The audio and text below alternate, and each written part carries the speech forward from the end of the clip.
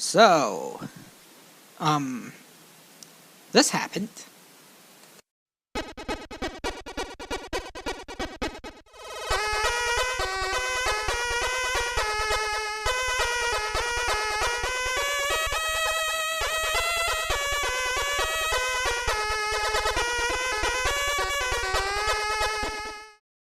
So, yeah, China also had blocked me on Twitter. No, don't worry, this video is not about me crying about that. I'm not that pathetic. Now, why did they do that? I don't know. Either for my response to their awful Deadpool 2 video, or because I tweeted a comment saying Walter from Awesome Comics is too good to work under Doug. Pick your choice.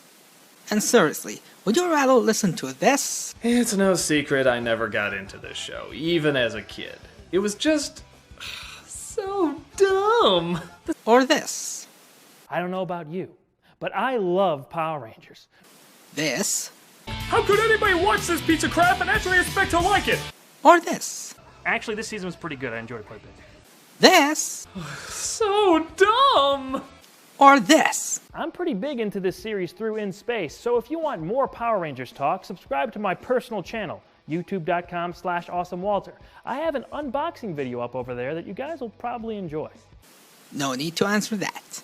Oh yeah, before we get any further, I'd like to thank you all for all the response of my Deadpool 2 video. Yes, even the bad ones. I'd also like to give my thanks to Cinematic Venom for his little help of gaining some views, so thank you very much. Go check out his channel. And I'd like to give a shout out for Misanthropody for making his own videos criticizing Doug Walker, including his own response to Deadpool 2. Go check it out if you haven't. Trust me, it's good. You don't believe me? Have a look. He tries to write a whole bunch of fourth wall-breaking and self-awareness jokes as if it automatically makes them funny. See? At least he talks like a human being, unlike my slurred up vocabulary. Also, a thank you to all of you who said my accent sounds fine. But really though, my accent is terrible. Don't lie about it. Now see? It's not hard to give some nice words to your viewers once in a while, right? Oh, and one more thing I need to address. I did check out the pilot for Rick and Morty to give the show a test. And honestly, it was fine.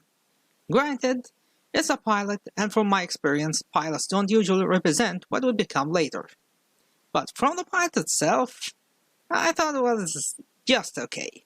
Rick isn't that much of a likable character, but I did like the ending when he was defending Morty against his parents, and it showed me that he is not just a total jerk. If that's how the show tends to go for, then I may have a change of mind and give it a try someday. Now, we're not getting to our main topic just yet. You know, the one you're wasting your time here for. No, instead, I thought first I'd give you my honest thoughts regarding Doug Walker and what I personally think of him, and as well as a nostalgia critic, especially that I'm a change channel supporter. If you want to skip this portion, then go to this timestamp to get to the main topic. I grew up mostly as a 19s kid, born in late 1988. And since I speak with an accent that requires subtitles for you to understand, you can tell I'm not even American, or at least someone whose English isn't his main language. Therefore, I didn't grow up with the vast knowledge of American pop culture. I did see American movies and watched American cartoons and American TV shows, but they're mostly what our local TV stations would bring. And unless it's a dinosaur movie or Disney, I didn't get much when it comes to owning movies on VHS. And I didn't get to go to the movies, or cinema, depending on where you live, till like 1997 or 1998, with The Lost World being my first movie experience. Funny story, when Star Wars Episode 1 came out, I wanted to see it thinking it was the original Star Wars, as in the very first Star Wars movie that I always heard of, but didn't get to see. My dad didn't let me go see it. No, not for the reasons you think it is, just miscommunication between us that didn't end up well for me. And now that I have more knowledge of this franchise, I found this memory very ironic and hilarious. For the record, I don't hate The Phantom Menace. It's just a boring movie. So, as time went on, I was getting more and more into movies. But I was still out of the loop in many things. Especially when later in my life I was more into anime and manga than American media. That all changed, however, when I discovered Big Al 2K6.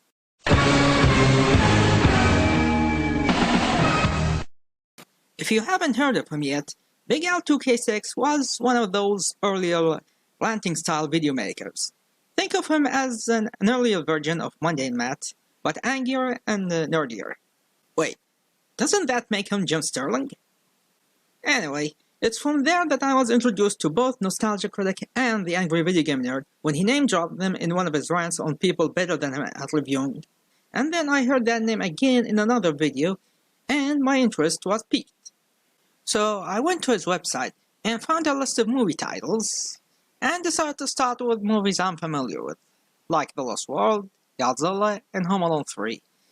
And I think Home Alone 3 was the first one, and I was really enjoying it.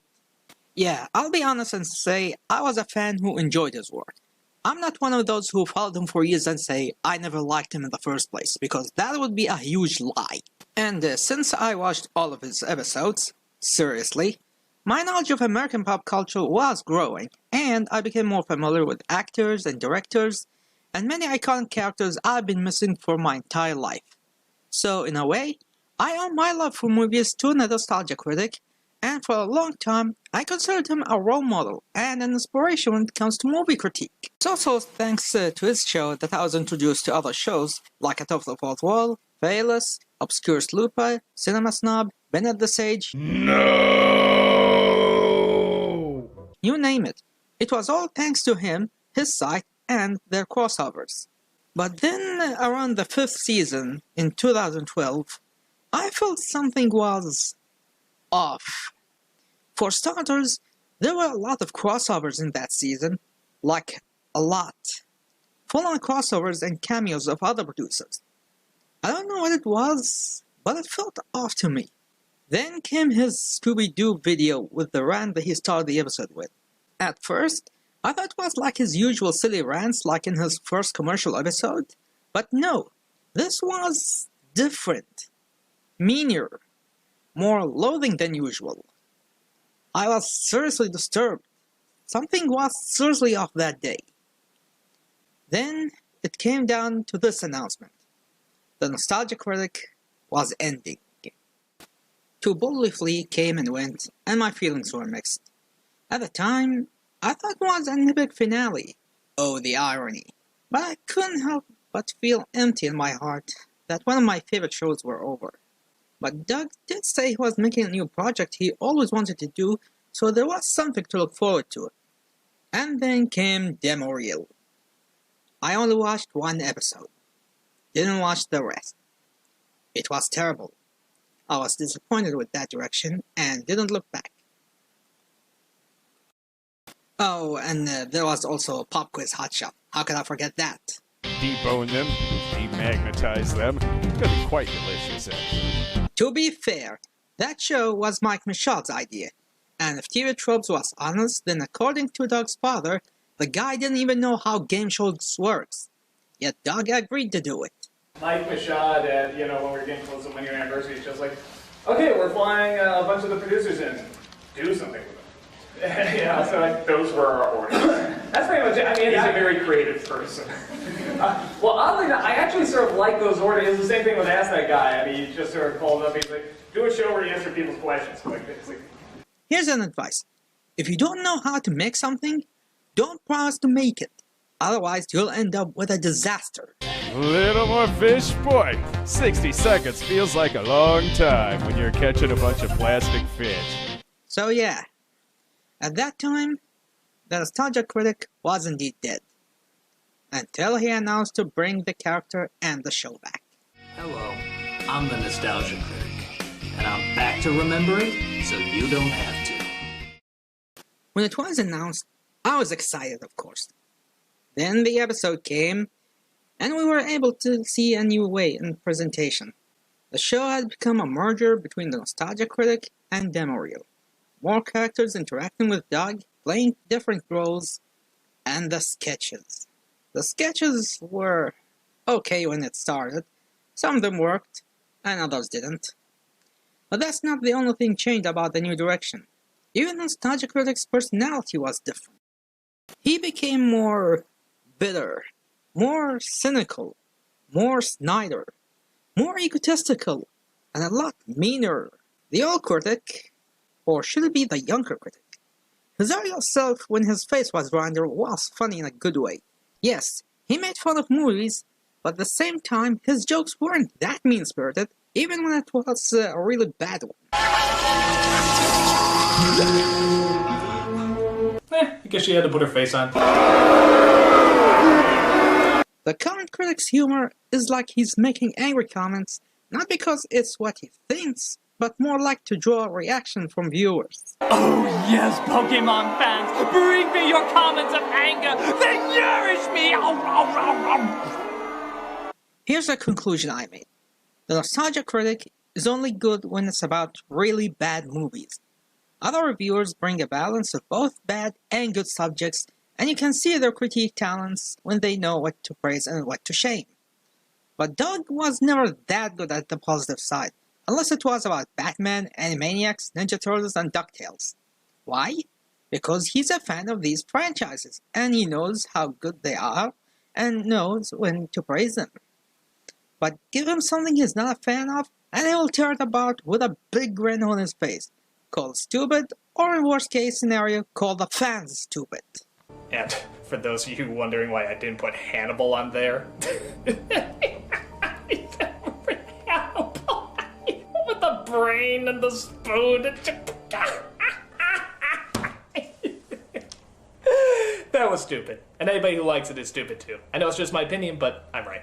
This is more apparent when he reviews something only he thinks is terrible, even when it's liked by the rest. So, which one is really better? The silly little kid version that no one remembers, or the super complex, dark and gritty grown-up version? What the hell are you people? And if only Nostalgia Critic was the mean one. Nowadays, instead of the critic being an exaggeration of Doug's opinion, it feels like they've switched personalities. It's crazy to think about it. But it's a total train wreck of not knowing what the hell it wants to be or who it's even like, and if its target audience is, or it's just if you dare say that's over not the true, map. if you dare say no, it had a clear identity and knows what it wants to be, explain to me what the new kids on the block stuff was. Garfield fans, Simpsons fans, Broadway, Wicked, Phantom of the Opera. You know the fangirls are gonna rip you apart for that one. How dare you? I love Gerard Butler. This is the point of no return.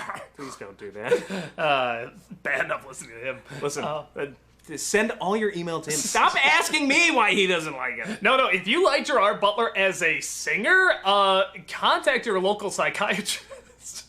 No, that is something like... As I said, ask him. He said it. Stop asking me on my public Facebook. Ever since the revival, Doug worked hard in telling us the new critic is not like the original. Not only he stopped using his popular gags, but he also stopped using some old segments like Old vs. New that he only used once in his current run, and Radio the Story Arc, which he never used again. Seriously, he never did a Radio's episode since the revival. One more addition to his revival era is the introduction of editorial videos, which, in my opinion, are better than his regular show, despite the flaws it comes with. One of the reasons for ending Nostalgia Critic and starting Demareel was Doug getting burned out of his critic character. These editorial videos shows that he didn't need to end the critic as a whole, and he could have given him something new to do and keep the character at the same time. Just like how Phalos is doing with multiple shows instead of just the movies, to add more variety and to not let his show get stale. Doug could have done the same thing. Unfortunately, the popular demand for the shouting critic was the winner of them all. I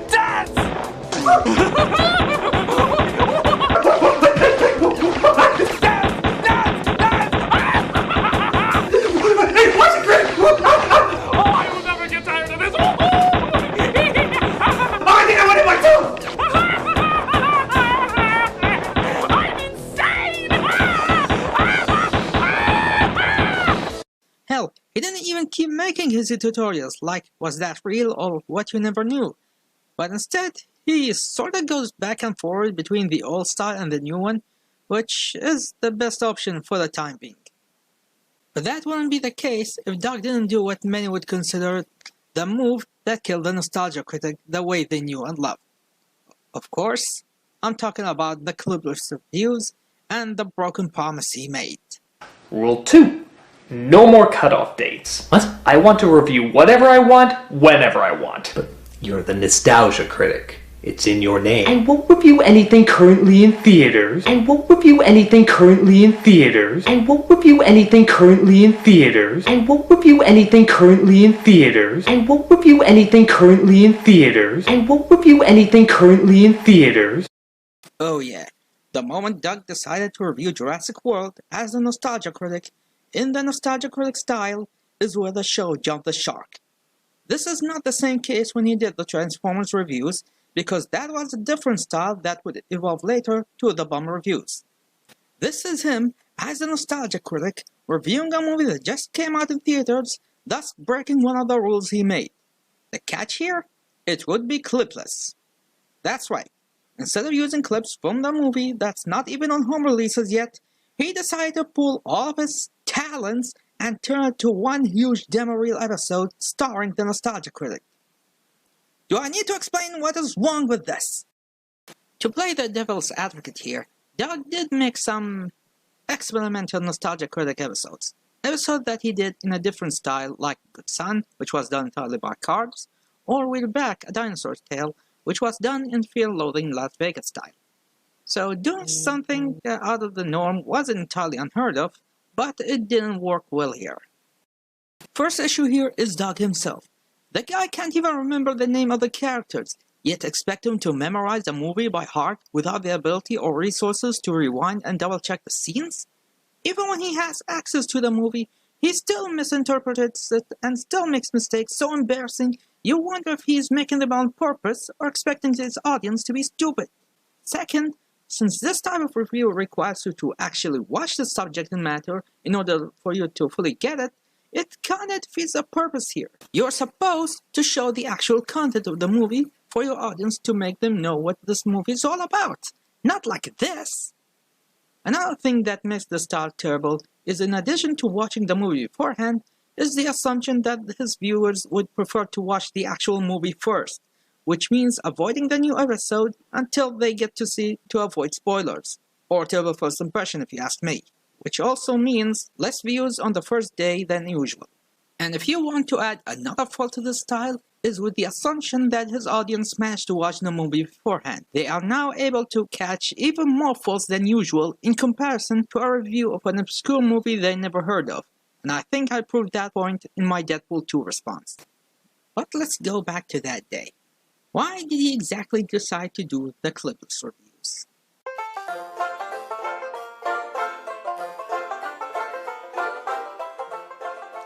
Hello.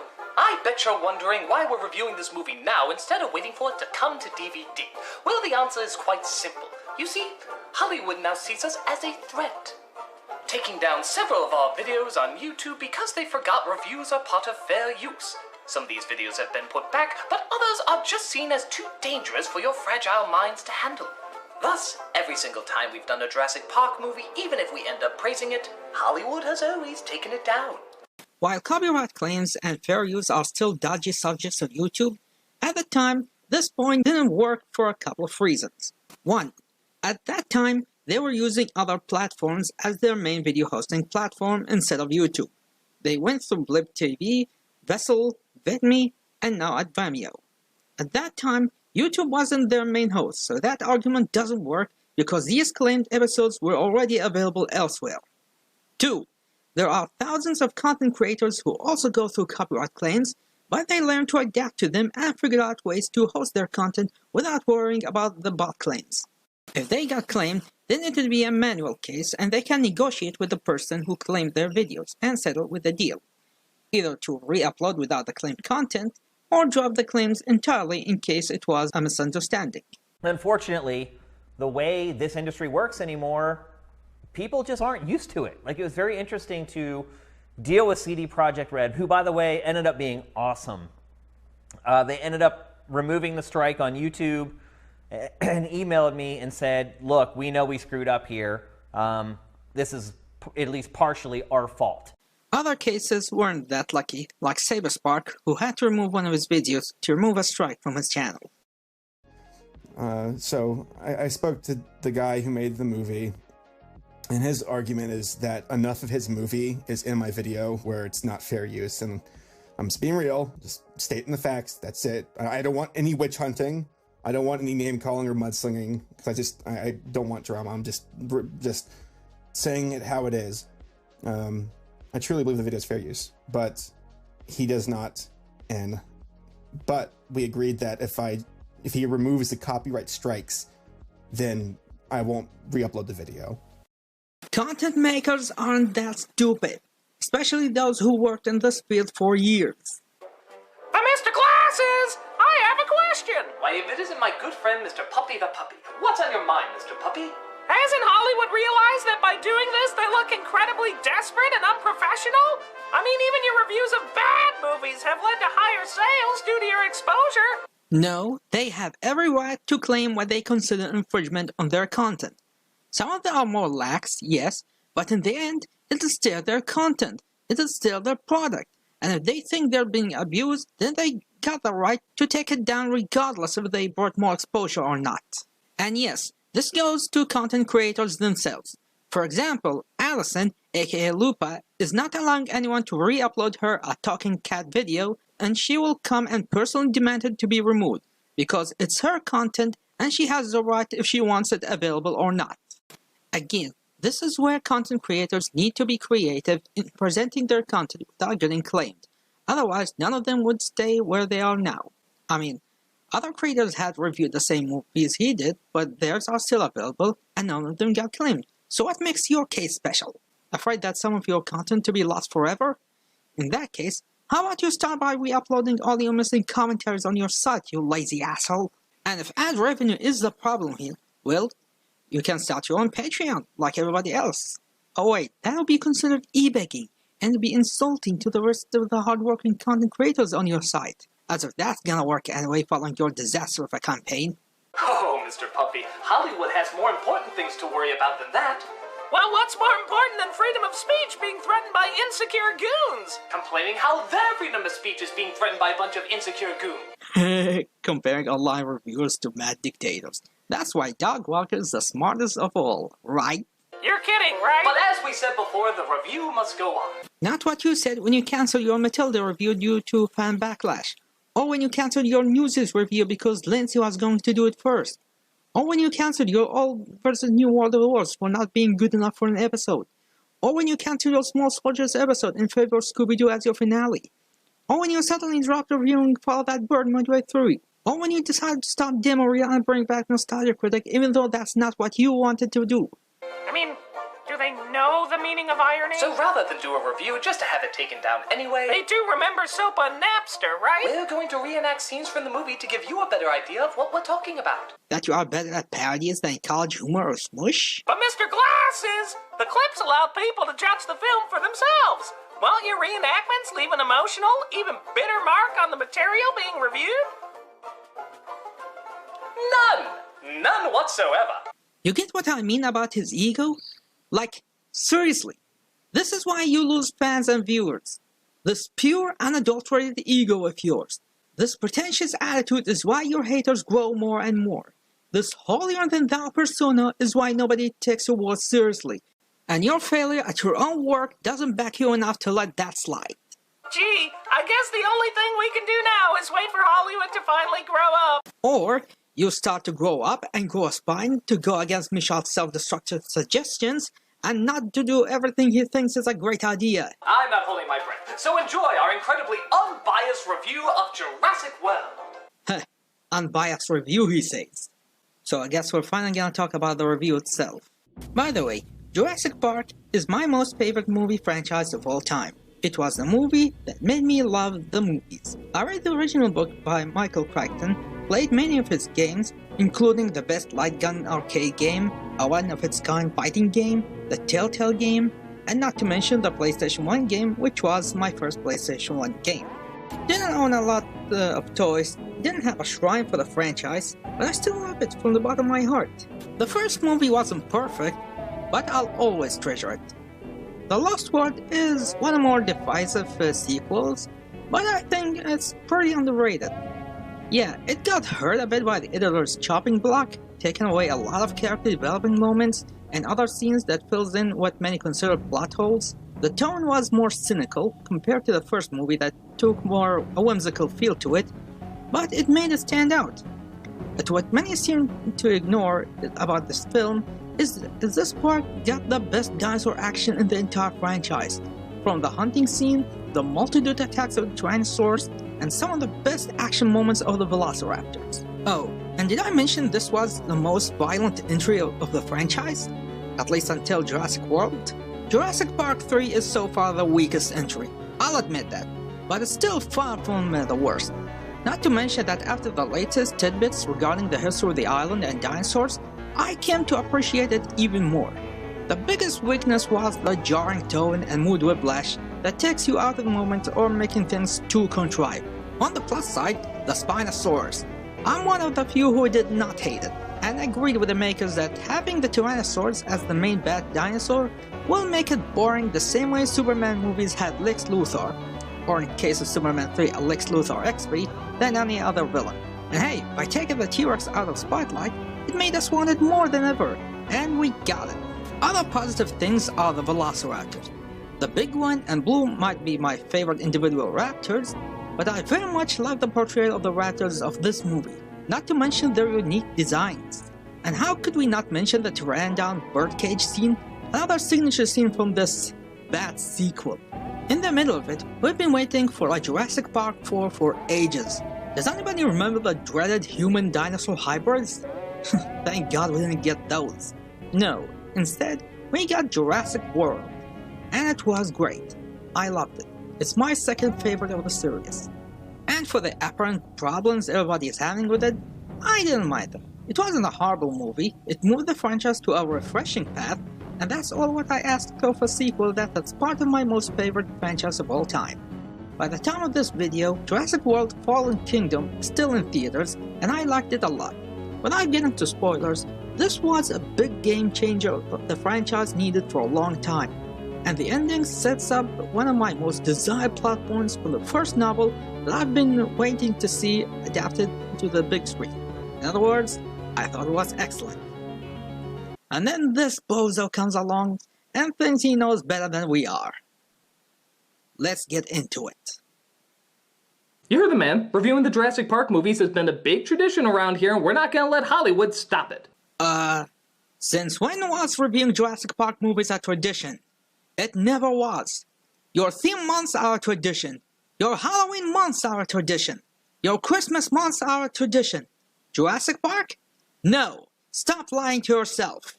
The movie opens up with our main star of the film. Not Chris Pratt as Owen, not Bryce Dallas Howard as Claire, not even really the dinosaurs. No, the star of the movie is the park. No, that's not how the movie opened. You're done. Just stop. Go home. You're drunk. The movie began with a hatching egg, followed by a bird, followed by the Mitchells. What, were you late for the opening scene and didn't bother to rewatch the movie again? Silly question, I know. So, I know what you're thinking. If the park looks this good so many years after the original, imagine what the goddamn dinosaurs must look like. It's been 22 years since the first film's groundbreaking effects, so how the hell are they gonna look now? They suck. Like, wow, do they suck! It's some of the worst CG the movies have ever cranked out. And here's our first real issue here. He describes the scene, but without the actual scene itself, we are left at the mercy of his words. And since I'm one of those who saw the movie, I call this a big bullshit statement. The movie was made in 2015. CGI has improved greatly since 1993. And before you say the CGI of the first movie was better, no. I'm sorry to say this, but the effects of the first movie hasn't aged well, and it's more apparent now with crystal clear high-def releases. The dinosaur CGI effects looks too plasticky. They stand out when compared to the blurry VHS footage, and if you look closely, you can even notice when they don't match the shadows on the grounds. What many consider the CGI parts are actually the animatronics and puppets. And they look real because they are real, but when they switch to the CGI models, they are more noticeable. And by the way, it's kinda hard to convince us about the effects when you're waving a paper dish on a stick. And there's supposed to be an analytic review. There's a scene where a kid is looking at dinosaurs through a viewfinder, which, by the way, you're 13. What the f*** are you doing looking through a viewfinder? I don't know. You're 40-something years old. Like you're doing with a VHS. And even they look more three-dimensional than the ones in the movie. And you wanna know why? Because it was really there. It was really f***ing there. I mean, okay, they're little models and they don't look very convincing, but I feel like I can touch them. You want to touch them? Here, go and hunt these physical models that you can touch. I'm pretty sure they're in a garage somewhere.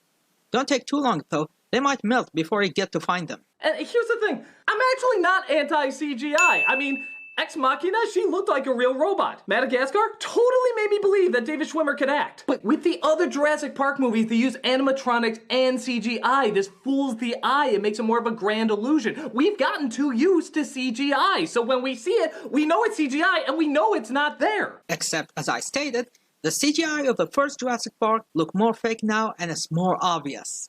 But here's the other weird thing. They said they use animatronics in this movie. Yes, they did. Models and animatronics were used in the movie. Haven't you seen any behind-the-scenes documentary that wasn't Batman? They CG'd over the animatronics. They look at the animatronics of, say, the raptors in the muzzle cages and say, you know what, I want the eyes to blink a little different or the mouth to move a little more. Let's paint CG all over that shit, and now there's a veil of fake all over what used to be believable. The same way Marvel made their CGI villains and almost look real, the same way every Andy Serkis character looks real, the same way every mocap character has been done the last few years. Now don't take it the wrong way. I love practical effects. The Alien Queen and John Carpenter's The Thing are some of the most amazing practical effects ever. But people have this weird conception that having practical effects automatically makes a better movie. Well, Garbage Pail Kids prove that idea wrong. By the same token, people have this misconception that any use of CGI automatically make a movie terrible, like the effects are the same from late 80s computer games, which is entirely wrong. Practical effects are great, but they're not that practical in the long term. They have their limitations that can't let them do everything the script asks for, and they take a long time to make and a lot of money. And while CGI isn't cheap either, it's easily fixed and edited when something goes wrong. But if an animatronic fails, the filming is put on hold till they get to fix it, or in worst case scenario, remove it completely. One tragic example is the robot character Chameleon from Doctor Who 5th Doctor era. He was supposed to have a bigger role in the series, but sadly his designer died in an accident and didn't leave behind any notes on how it was operated. So unfortunately, it went underutilized. Or, in a relevant example, the T-Rex vs Spinosaurus was supposed to be longer, but the T-Rex puppet broke during filming and couldn't fix it, and so had to change the battle to make up for it. So what makes this a special case? The answer is obvious. Since Doug isn't using the real footage of the movie, you can't say he's wrong. Again, he's under the assumption that nobody went and saw the actual thing and made his own opinion before watching this totally unbiased show, and the fact that he didn't like the movie, so it's okay if he trashes it and makes baseless claims because he thinks his audience is too stupid to form their own opinion. Oh wait, he does. If you went and saw this movie, you officially gave up your penis to Michael Bay. You're wondering what that little voucher was when you went in? Yeah, that's what that was. Your penis is his. But what do you care? Your dumb male adolescent minds are now trained to just watch it. It can't help it now because he has your penis. Michael Bay has your penis so that whenever he puts an explosion or boobs, you gotta look. You can't help it. And why are you sticking to this point when you spent your entire life pointing out films with far worse effects than this AAA movie? You already reviewed movies with far worse effects than this, so don't pretend the effects here are even remotely close to their level. Or are you working on the motto of believing your own lies till you convince yourself that you're telling the truth? But I know what you're thinking. Who cares? If nobody should care, then what's the point of that rant? Isn't that self-defeating? Oh my god, this black chick who's a white chick is a white chick. The hell does that even mean? The CEO of the park named Simon and the manager of the park named Claire tried to figure out how to fix this. We need to up the sales. I need you to make me a dinosaur so badass that if it escaped, we couldn't possibly stop it. Do you think it's racist to have an African guy playing an Indian with a terrible Indian accent? Obviously that's the case since Malcolm isn't white. Also, why is Tamara portraying Claire like she's a hooker with an outfit and camera shots emphasizing her breasts? Aren't you the same guy who keeps bitching about Michael Bay sexualizing his female actors, yet you are doing the same thing in the name of parody? And how do you take this and turn it to this? Once again, taking things out of their context and warping the movie to match your poor eyesight and deliver the wrong idea of the movie and expect us to buy it. Okay, now we're talking. We've seen raptors and stegosauruses before. This is creating a brand new dinosaur specifically to look awesome. They don't have to follow any rules. It's not like they did before anyway. I mean, the Dilophosaurus, yeah, you nailed that. But they're using science to create whatever the hell they want. By God, imagine what you could do with this. The body of a T-Rex, the wings of a pterodactyl, the neck of a brontosaurus, the head of a triceratops, lions for hands! And hey, just to sell more tickets, give it bazooka boobs. Come on, we're clearly in bullshit science here. We can do whatever we want. Oh yay, congratulations for discovering Chaos Effect, that toy line that didn't live enough to give us the Ultimasaurs. Congratulations for discovering what every Jurassic Park fan knew already. Yay! What does this monstrous, terrifying, abomination of science look like? A big raptor. I'm a new dinosaur. Hey, did you know Doug got a terrible record with animals? No, really, he is terrible with animals. It has been acknowledged in his Third Errors video, and obviously he didn't get any better. It's a cat, it has spots, whatever. Again, minor mistake, but they're worth bringing up. Minor? How would you like it if I called these things a rabbit, a turtle, a good Super Bowl campaign? I wouldn't care. I would! I mean, come on. He can't tell apart real animals, so you expect him to know extinct animals? A big raptor, huh? Let me ask you something. Does this look like this? No need to answer, because you are not as stupid as he is. The Indominus Rex does not look like a giant raptor. It looks like what it is, a theropod/carnosauroid. The Utahraptor was a giant raptor. The highly inaccurate Megaraptor from the Warpath game was a giant raptor. This is not a giant raptor. Even the made-up name is a bore. We're calling him Indominus Rex because it's easier to pronounce. You know what's even easier to pronounce? Coke 2, and that's what I'm calling him. I'm calling him the Coke 2-asaurus. Hey, did you know the Indominus Rex was originally going to be called Diabolus Rex? Which in my opinion is a much cooler name. Oh yeah, I've been following the production news because I'm a fan and someone who cared enough to actually follow them. Archiving them is also a good idea. There was also this fake leak that came before we get to see how it looked like, and thank God it was fake. I don't want Dino Crisis 3 abominations in my Jurassic Park franchise. And by the way, since Doug loves the game of calling things names, I'm from now on calling him Dumbass Critic. Hey, they openly admit it's trying to be something bigger and badder than the T-Rex, but it looks so boring and fake, it can't measure up. Boring and fake, huh? You know what else is boring and fake? Your show. Your backgrounds and running scenes are much faker than the effects of the guy who you accuse of half-assing your two bodily flea effects. So, Phelan, that eye effect you did, were you half-assing that one, or? True dat, yo. You should have done that explosion. I did that explosion, then they put debris over it because they didn't ask me to redo it. But actually, to Coke 2's credit, it can do some cool things, like camouflage, lower its body heat, which, of course, the scientists have no fucking idea about. Oh my god, we've watched him from birth, kept him in captivity, and know everything there is to know about him. How can we possibly know everything there is to know about him? Of course, scientists had no idea what the final result would be. It's a new experiment, and as new experiments go, they don't know what to expect until after they get the finished results. That's how science works since the beginning of science. Of course. Don't you know anything about science? Scientists do not predict the unknown. That's why we have what we know as speculation, theories, estimations, testing.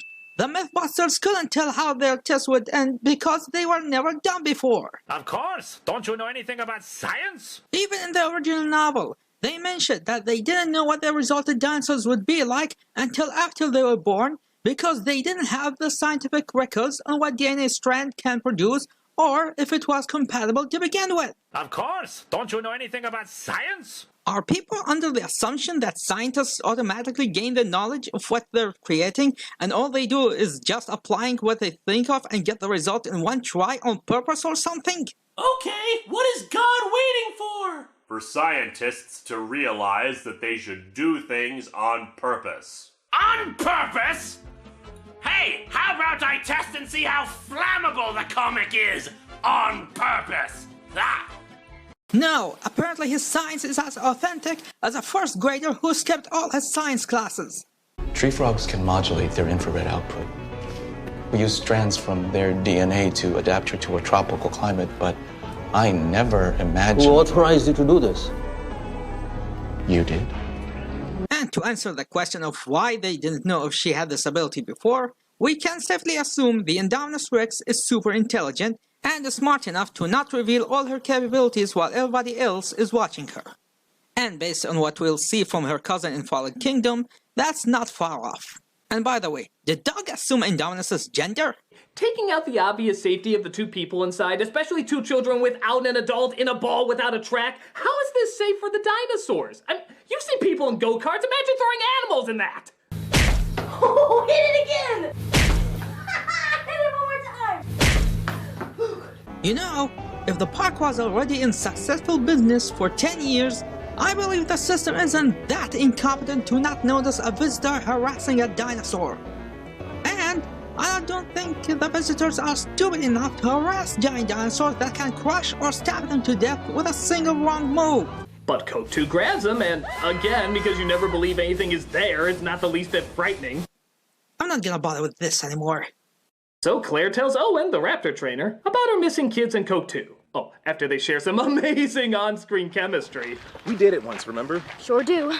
And that's it. That was the on-screen chemistry. Oh my god, dumbass critic. Just how desperate are you to lie for the sake of a joke? On the one hand, I'm happy they didn't argue like those dysfunctional pussies in Twister, but on the other hand, why have them interested in each other at all? I mean, I'm not gonna act like the chemistry in the first film was that great, but they at least talked and hugged and smiled and shit like that. Here, they barely even look at each other. They share one kiss in the middle of the film, but then go back to acting like they're not a couple again. It's entirely pointless. We saw these two together for multiple times, we know that they had history together, and we know that despite them arguing, Claire is still trusting Owen for his skills from his Navy days, and experience in combat, and dinosaur training experience. And let's not forget that both of them helped and saved each other throughout this movie. So don't come out and say these two have nothing between them. And shouldn't you praise their relationship for taking their situation seriously and not fall into the usual horror movie romance cliches like breaking up due to a misunderstanding in the middle of the situation? Or have the random behind the bush love scene? Oh wait, I forgot. You're a dumbass critic.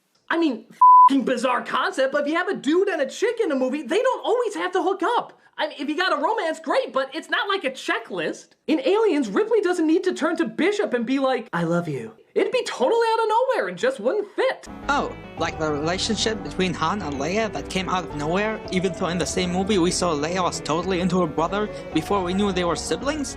Yeah, where did that come from? I love you. I know. This leads to a bunch of pterodactyls being released. Pterodactyls. No honest-to-God paleontology fanatic would ever call them pterodactyls. I'm looking at you, Power Rangers Dino Charge. These are pterosaurs. The term pterodactyl is as outdated as calling a black man the N-word. What's up, my niggas?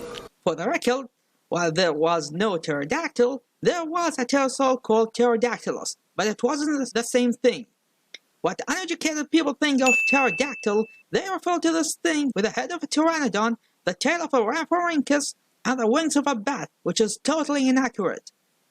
The closest thing, as far as my knowledge, to something that resembles the pterodactyl are Scaphognathus and the Harpactognathus, long-tailed pterosaurs with a crest on their heads. Also, as a side note, pterosaurs were not dinosaurs. They were just flying reptiles. With some of them couldn't even fly, and the best they could was gliding from tree to tree. And that's it. No, wait a minute. That's not it. Wait, there was a pterodactyl in here that had like a T-Rex's head. I don't know what that was about, but it was amazing! More of that, please, God! These are Dimorphodons. They were real creatures, and they had the honor to appear in the PlayStation 1 game as enemy creatures before they were introduced in the movie universe.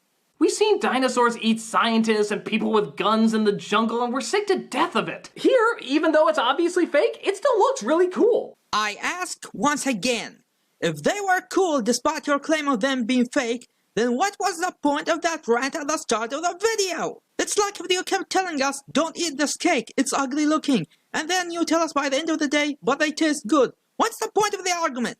They do some legitimately creative, awesome stuff. They pick up civilians, fight over them, drop them into the water, only to have other dinosaurs eat them there. The Mosasaurus was not a dinosaur either. Just because it resembled a dinosaur and had "saur" in the name, that doesn't make them dinosaurs. The mosasaur was a marine reptile. Really, that's it. A reptile, but not a dinosaur. I guess that's how Linkar felt when he was reading Marvel and its stupid insult of a science. You make science cry! And by the way, no comment on Zara's death scene? No? Okay then. Even Claire machine guns down one of them, saving Owen's life. Didn't you just complain about those two not having anything between them and accuse that kiss scene for being out of place? Do you not pay attention to your own words?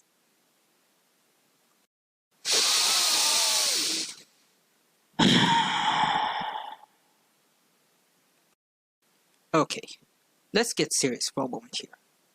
Doug, I have a serious question to you. Are you mental? I'm not trying to make a joke here. I'm asking a serious question. Do you have any mental issues you're not telling us about? It's a known fact that you are a workaholic. We've heard stories of you working for days without eating anything, and that you accept anything Mike Machado asks you, even if you didn't want to. One time you were so frustrated that your computer stopped working and punched the wall because you were afraid of a delay. You made your Jamie and the Giant Peach video while still jet-lagged from your travel instead of relaxing and work with a clear mind. You've told us many times how bad you are at numbers and at business, and the fact that you can't remember names right. Lust for glory. Honestly, what made me decide to do the stuff on the website? It wasn't my idea. I was doing it as a hobby on YouTube, and really, Mike Machado came along to tell me about his business idea for Channel Awesome. It sounded cool, and it's like, it's just when the internet was really, really blooming and turning into something pretty cool in terms of entertainment, it just seemed like, yeah, actually this sounds pretty awesome, to be a part of this. So much of this stuff, even the community with the other reviewers and the other people in the forums and all that, it didn't come from me, it really came from Mike Machado. And I don't have a business mind to think out that stuff. It was really his, baby. Or how about the fact that you believe comedy is based on misery? Slapstick focuses on the most important rule of comedy, that all comedy, in one way or another, is based on misery. Whether it be mocking something others hold dear, or crushing another in a perfectly timed manner, humor is that defense mechanism that acknowledges that pain is just another part of life. Or what's the deal with these gory thumbnails of your murdering film characters like a serial killer? Shouldn't these be red flags that something is wrong with you? If you have mental issues, then go see a doctor. There's nothing wrong with that. Sure, it wouldn't excuse everything you've done so far, but at least you'll have an excuse of some sort. Is the change of your personality and Critic's personality is a way to get back at us? That you're still bitter that you had to cancel something you wanted to do and bring back something you had enough with? That would make a lot of sense if that's true. Back to complaining. But of course the little kids are like, We want to go with you. Wow, thanks, that's really great to hear. I mean him. you little shits, if I saw my aunt machine gun down a pterodactyl, you bet I'd hide behind her skirted ass. First, it was a tranquilizer gun. Second, oh sure, go with the inexperienced white-collar lady who's not properly dressed for combat and overshot one single target over the guy who frickin' trained raptors to respect his command. Speaking of which, how come Doug didn't bring out the Raptor Squad even though they were one of the biggest highlights of the movie and were present ever since way earlier on? The answer, of course, Dumbass Critic, with a memory of a goldfish. And I just received a text from a goldfish telling me how insulting that remark was. Sorry. To the goldfish, not him. So okay, all the people in the park are in one location, and all-you-can-eat dino buffet just waiting to be ripped to shreds. The opportunities write themselves. What terrifyingly awesome thing? Nothing. We never see those people again. They just stay in this one giant spot, this salad bar of deliciousness, and we never ever touch them again. What did you expect? That the pterosaurs would smash through the bunker walls? That's what these bunkers are for. To protect the visitors in case of an animal rampage, which is what it does right now. Are you that much of a sadist? What do they do next? Well, something completely different, really new. You've never seen this in Jurassic Park movie. They go hunting dinosaurs in the jungle. Right? Right? Pushing the f***ing envelope here. Of course they would. There's a dangerous animal on the loose who can camouflage and conceal its thermal signals. What did you expect? To leave it alone or something? Or to napalm the entire island just to kill that one creature, burning everything down to the ground and ruin everything the park had? Oh. Because, hey, remember, there's an evil scientific hybrid that needs to be stopped. Oh, I'm not talking about the dinosaur. I'm talking about Vincent D'Onofrio being successfully combined with John Malkovich and every early 90s villain ever. Hey. This guy was the obvious villain of the first Jurassic Park movie. Guess what? It didn't hurt the movie. Shut up. We know he's the bad guy. We know he's going to die. We know that man sucks. So can we stop repeating what we've seen a ton of times in the other films? Can we please get some new developments? It seems like you never paid attention to any of the movies because one constant theme throughout all of Jurassic Park films and novels is the arrogance of mankind. Mankind is so arrogant, they think they're prepared for every possibility. And when an error happens, they become even more arrogant and think they learned from that previous error and they won't repeat it again. Don't worry, I'm not making the same mistakes again. No, you're making all new ones. Except as we saw in the movies, they never get things right. Nothing goes as planned. It takes one small mistake to ruin plans. That's why Ian Malcolm was such a popular character in both films and novels. The chaos theory is the essence of this franchise, and nothing proves that more than his epic speeches.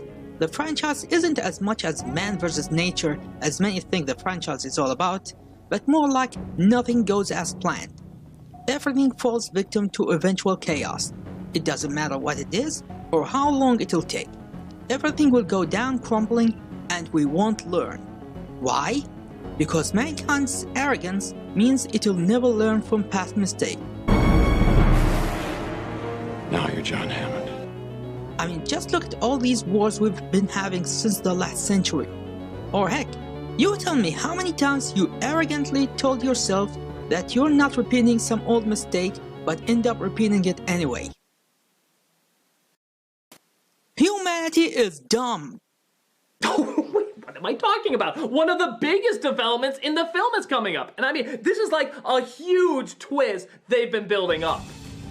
They used the raptors to find Code 2 and somehow think these tiny things are gonna take it down. As you can probably tell right now, I'm not exactly an animal expert. This is a failure in two levels. One, while it's not confirmed if dromaeosaurids were social species as they're depicted in fiction, we already saw even smaller creatures take down larger prey in the same franchise. One cancelled ending for Jurassic Park 3 was to have the raptors attack and kill the Spinosaurs, but it was rejected in favor of the ending we got. 2. Even real-life animals can take down larger prey and ask the hyenas and African hunting dogs. This is not the newest scientific discovery. When they finally put 2 and 2 together, and remember, this is a big shock. My God, that dinosaur that looks like a raptor, acts like a raptor, sounds like a raptor, and moves like a raptor. I think it's part raptor! I think it's a giant raptor. Like, that's the big twist! I mean, are you and I'm not giving away anything with that, because anyone with half a brain cell could look at this and say, it's just a big raptor, but no, they kept it secret from us. You just got to look at it! It's a giant raptor! And its arms like the raptor, and it's a face like a raptor, it moves like a raptor, it sounds like a raptor, it's a raptor! If it looks like a raptor, talks like a raptor, it's a raptor! No. No. No. No!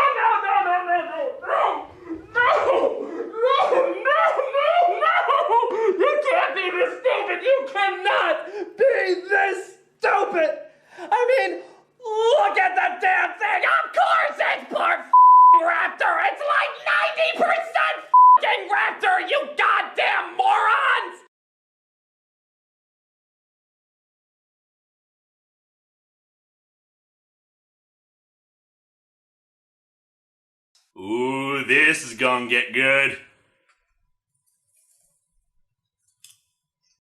No. The moron in question is you, mister. For you just pushed the Jurassic Park nerd button. Since it has been confirmed in the movie the I-Rex got raptor DNA, let's ignore that and compare the following notes. Does the Indominus Rex look like a raptor? We already answered that. Does the Indominus Rex move like a raptor?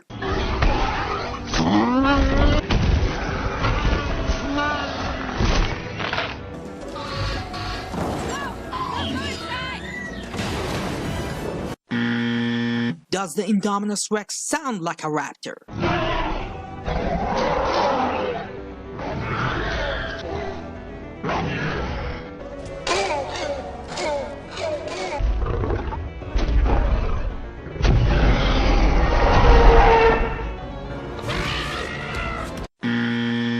Congratulations! You gained a triple F. But we're not done here. Oh no. Do you know why was this reveal a big deal? Because when you have an animal that doesn't look like a common animal. That's not a real dinosaur. No, it ain't, kid. With both of its data classified. So what's this thing made of? The base genome is a T-Rex, the rest is classified. You made a new dinosaur, but you don't even know what it is? Then of course it'll make the reveal a big deal. Next thing. According to two official sources for what the I-Rex is hybrid of, the official Jurassic World website and Universal Pictures Tumblr page, and while they have some slight differences, here are the creatures listed and what they play. Tyrannosaurus Rex for the base body and jaw strength, Giganotosaurus for the size, Carnotaurus for the horns, a combination between Majungasaurus, Rugops, and Abylosaurus for the skin, Therizinosaurus for the arms, Velociraptor for the intelligence, Pit Viper for thermosensory, night vision, and jaw articulation, tropical frogs for body heat, and cuttlefish for camouflage. And there are rumors they also use human DNA in the formula to make it even smarter. You'll also notice that they left the source for the opposable thumbs as secret. Some say it's from the rumored human DNA, others say it's from a primate, but personally, I'll go with the Troodon theory since it's a dinosaur with an opposable thumb, and it was already part of the Jurassic Park lore. That means the Indominus Rex is a combination of at least 11 known creatures in one, not including the rumored human DNA nor the Troodon theory. And as stated before, it does not look like a raptor because it was not the template used here. The Indoraptor from the sequel, on the other hand, is a giant raptor because that used a raptor as the main template. So congratulations, dumbass critic. You keep digging your own grave, the more bullshit you pull out of your ass. And you failed miserably. So, big shock, a raptor attacks D'Onofrio off screen where he's PG-13 to death.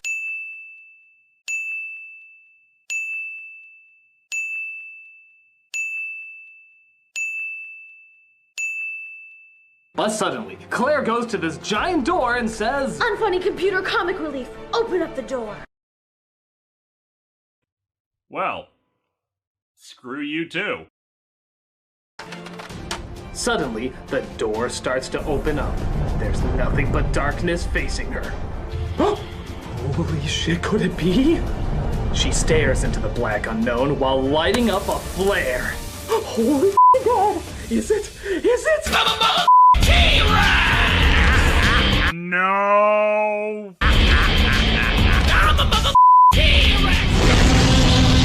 Boy, did that toy not age well. Thank God for Mattel of all companies to make better dinosaur toys than frickin' Hasbro of all companies. It's the mother T-Rex! No! Shut up! You don't deserve to celebrate till return the same as the real fans of the franchise who grew up with and passionately waited for this installment, you bloody hack! You're like that one asshole who cuts the line, disregarding all those who patiently waited for their turn. This fan service moment is not for you who never cared for it in the first place. Go to hell! Hang on, if we're gonna do this, we gotta do this right. Oh, hello. John Bailey, I know you're used to doing the honest trailer voice on your own reviews. No, he's not bailing you out of prison for original crimes. You're done here, sir. I need a voice as epic as yours to narrate the climax of Jurassic World. The mother T-Rex scene? Done. His check bounced later. The T-Rex then says, "You cannot defeat such awesomeness." Wait. The T-Rex is female, isn't she? Well, she's a female who happens to sound like Optimus Prime. You don't sound like Garrett Chuck. Get the hell out of here. You and Ironhide were supposed to be a team. Or did you forget that? Give me a break. If you want to ignore my orders, then I have no choice but to send you back to your mother. You wouldn't. Try me. Their opponent roared. Then the mother T-Rex roared. Then a mechanical T-Rex came in and burned them alive. Okay, I know that didn't happen in the movie. Really? Because I assumed with your malfunctioned brain you'd believe it did. That cool Jaws dinosaur you saw earlier comes up and eats the living hell out of that piece of shit. Reminder, Mosasaurus is not a dinosaur.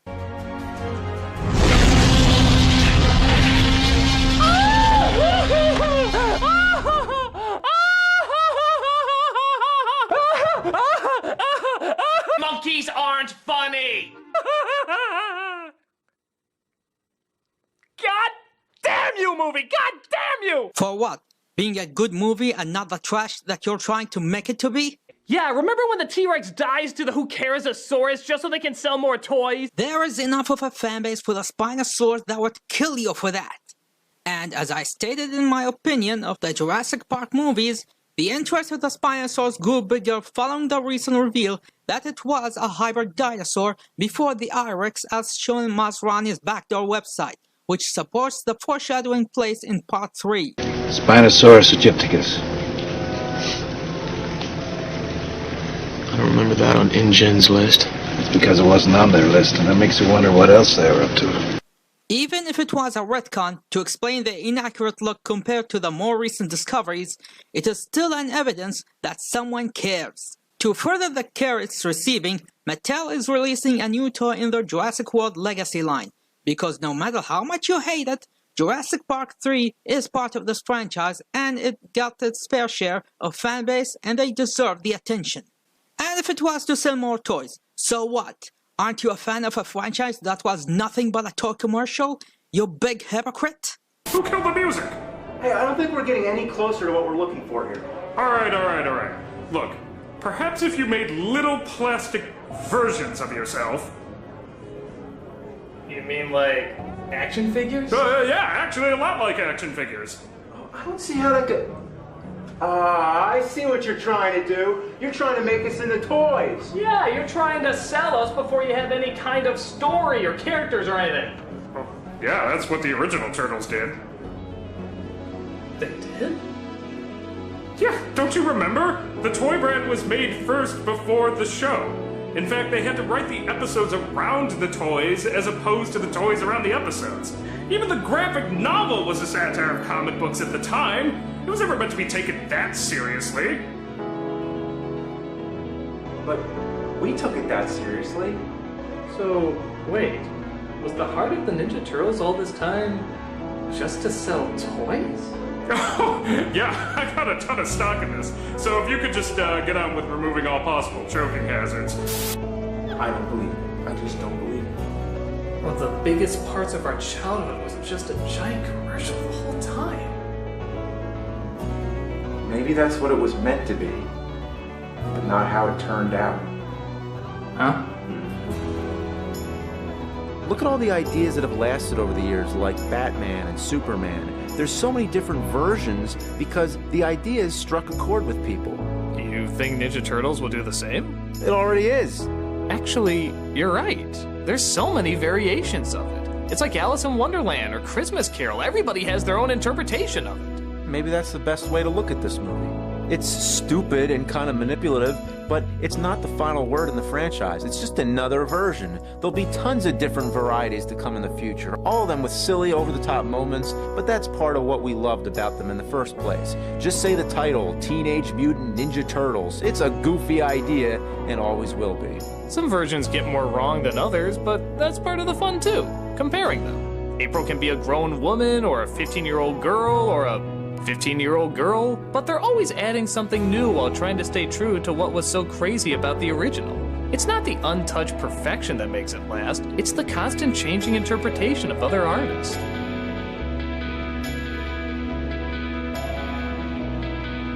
So what do you think, nerd? Think the Michael Bay version is still the worst one? Probably not, but even if it was, it's all part of the experience of growing. Yeah. Ninja Turtles is going through a lot of changes.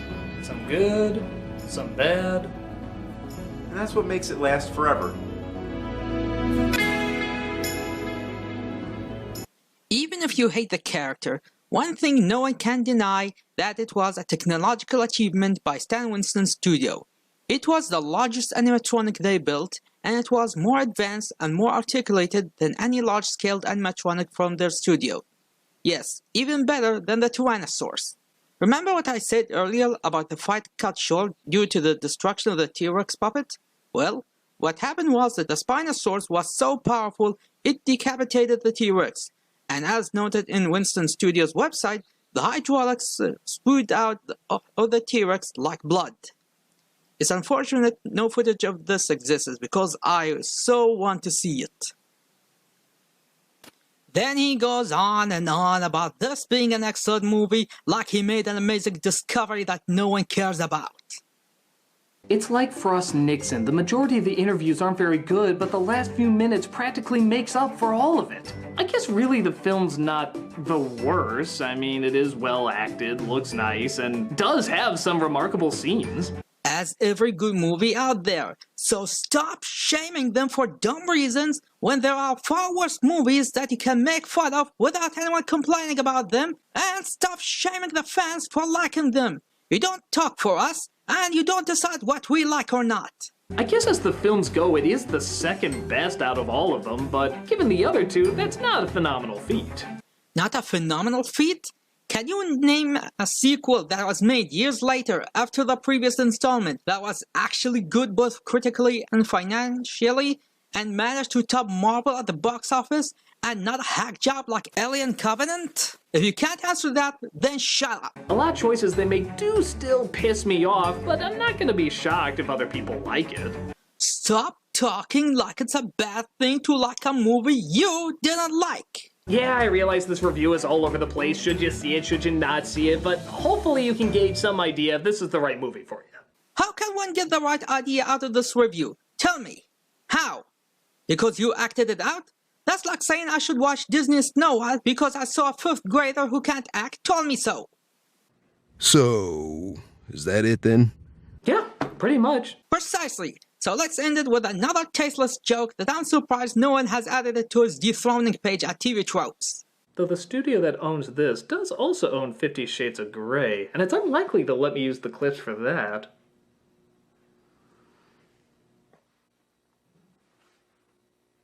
No! No! Okay, no. Oh. My inner goddess is about to explode. You are intelligent enough to tell that this experiment was a disaster. An irredeemable disaster. There's nothing in it that warrants the watch, and you could tell that by the time we've wasted rebutting every single speck of bullshit this has created. The story he got is wrong, all the characters are misrepresented, his effects are terrible, the lack of consistency is atrocious, and the way he presents his thoughts like a screeching monkey is super annoying. Monkeys aren't funny! This level of quality shows how much he did not care about representing the movie to his followers and did not care about presenting the actual facts. Unfortunately, this is where the dumbass critic has changed to no return. If this was a one-time thing, then it's fine, even if it's still a horrible episode, But sadly, he decided to make this a regular thing. I won't review anything currently in theaters. That one you definitely don't want to break, or dozens of OCDers will flip their shit and go insane. Although the rule about never doing another Nostalgia Critic, that one's okay to break. Not only he decided to make even more clipless reviews, but he went ahead and made clipless reviews of older movies. That just tells us nothing is safe anymore. Anything can be turned to a carnival of crap and they won't listen to complaints. Why? Because like it or not, these clipless reviews are the highest rated videos of the site. They bring much more views in much shorter time than their regular shows, and thus bring even more money. And sadly the fans will keep buying it, and they won't stop making them. Well, ever since I did my clipless review of Jurassic World, a lot of people have been requesting me to do another recent movie. And if only it stopped there. In Christmas with the Cranks episode, he had the balls to call our complaints baseless and nothing but false claims, lying through his teeth to justify making them. You out. What have you done? What? Your reviews, they have more variety, actors, and visuals. Well, yeah, you gotta evolve in order to stay relevant. I've seen reviews where there wasn't even one white wall. That's your identity! And some of these don't even have clips from the movie. Yeah, it's a different kind of reviewing to get a lot of hits. But that's not traditional. How the hell can you do a review with no clips? Similar to how other critics did it for hundreds of years. No, it's not a review. It's just sketches. You're not saying anything about the movie at all. Our writing is atrocious and makes no goddamn sense, but you're left because we always use it for nice movement. Yeah, no commentary in the slightest. Who knows what this might lead to? Crossovers, anniversary specials, a pointless feud with an angry gamer. And all of them will bomb. Okay, I don't have time for this. Go back to saying back credit card 20 times. And if you think that's bad, later on, Doug would go back and make full-on reviews back to his original style with original clips and no sketches, which makes this statement not only a big middle finger to the fans who made legit complaints, but it marked another epic fail moment to him for doing the thing he claimed no one wants anymore, like the hypocrite that he is. And that was my 8-minute review of The Last Airbender. I'm sorry the wall was the wrong color, but hey, at least it's not as bad as a bad credit card! I'll kill you! I'll kill you! I'll kill you! What the hell are you doing? I did it. I did a traditional Nostalgia Critic review with no visuals, no cutaways, just me in front of a white wall! Well, what'd you do with Malcolm and Tim? Oh, I put them to good use.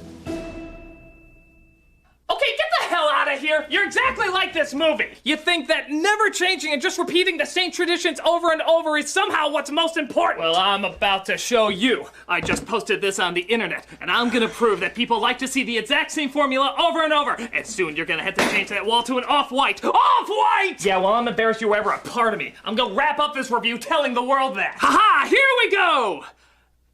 But barely anybody's watching it. Nobody cares that this is like one of the old reviews. Yeah, well, there you go, idiot. You are a hack! And if you think that wasn't bad enough, he managed to influence other reviewers. For you see, Erod attempted to do the same thing. Yeah, there was a period when Erod thought these clipless reviews were a good idea and made his own versions, except his was even worse since all he did was beating up movie characters with little to no explanation. Magic! But unlike Doug on Funny, Erod listened to the feedback and realized it was a bad idea and went back to his original style that he's known for, so all things are good on his side. Not to sound like a belligerent jerkwad, but why did you bring me here? For an entire year, you have failed to fulfill your duties as the Blockbuster Buster.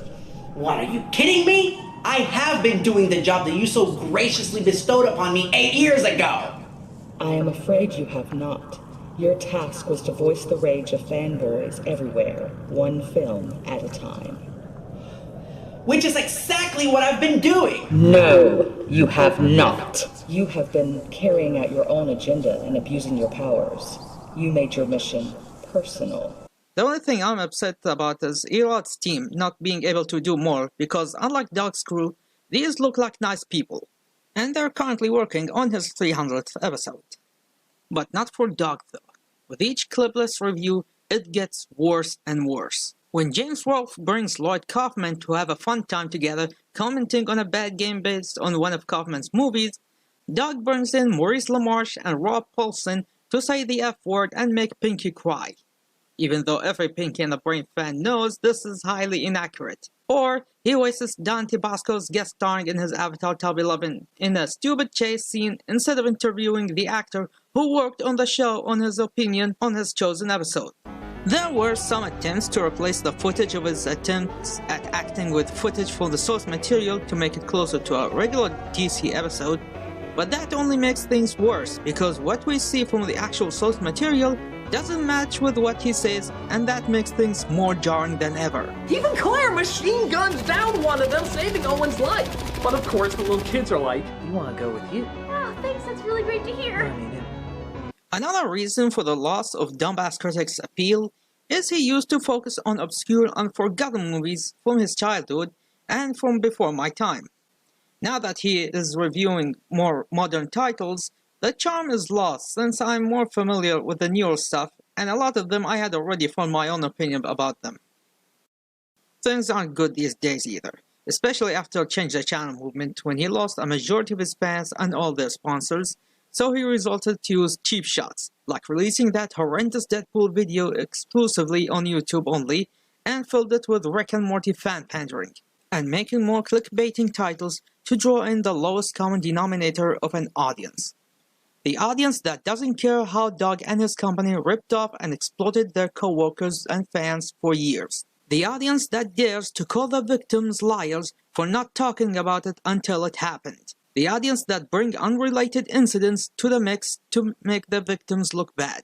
The audience that doesn't care how Doug and his company not only protected a sexual predator, not only exploited his suicide, but to use his secret as a distraction from their situation at the time. The audience who laughs at these insensitive jokes. One thing I've learned in all my years is that nothing ever works out just the way you want it to. Like sometimes an actress dies in between films and you have to Dumbledore the shit out of it. Any of you crybaby shit pants got a problem with that? You can take it up with me!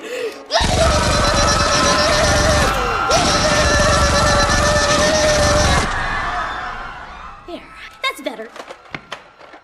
Enjoy the review. Have a good time. Just like corporate America, when Santa's too lazy to make things himself, he hands it over to the Asians. That's productivity at its best. They don't care as long as he makes them laugh. Let Doug make as many charity shoutouts as he can. It won't change how much of a scummy person that he is now. And that's terrible. I'm not talking to you anymore. So next time, whenever there's a new Dumbass Critic Clipless review, just do what Angry Joe said regarding the last Airbender movie. And I know you really want to see it for that. No! No!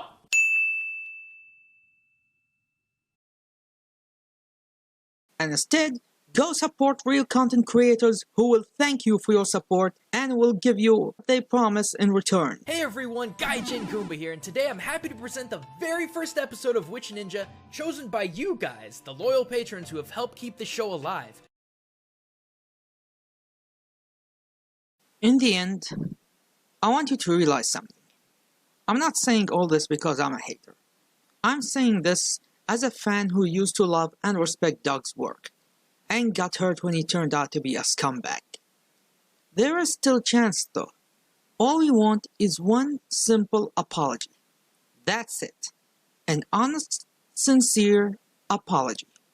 Some bridges are long burned, yes, but there is a chance to forgive Doug if he would just accept his faults and says sorry to everyone who he wronged. It's not that hard to say.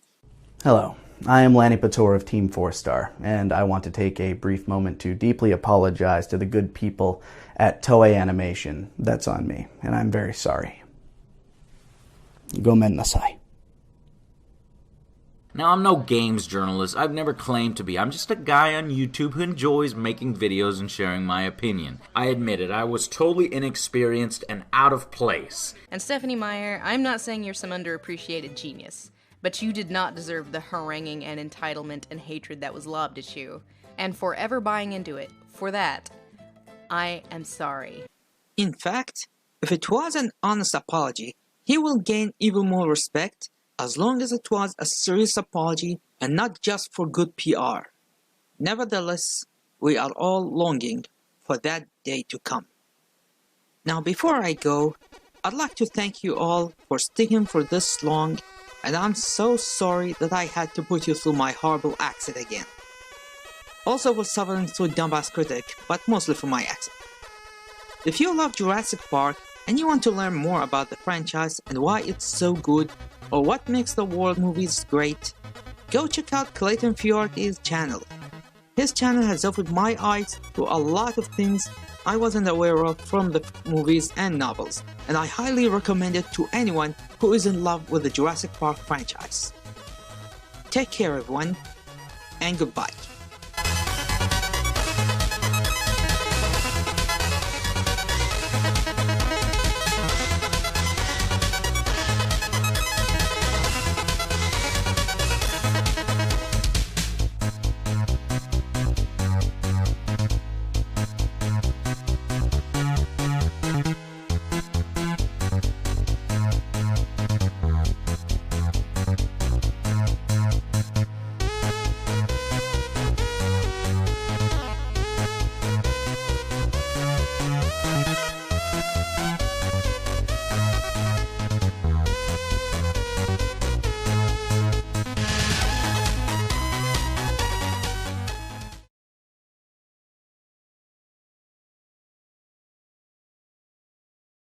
Jack, say my name. Is my name Alan? Is my name Alan? He used to know me. Alan. Is my name Alan? Alan. Is my name Alan? Alan. He used to know me.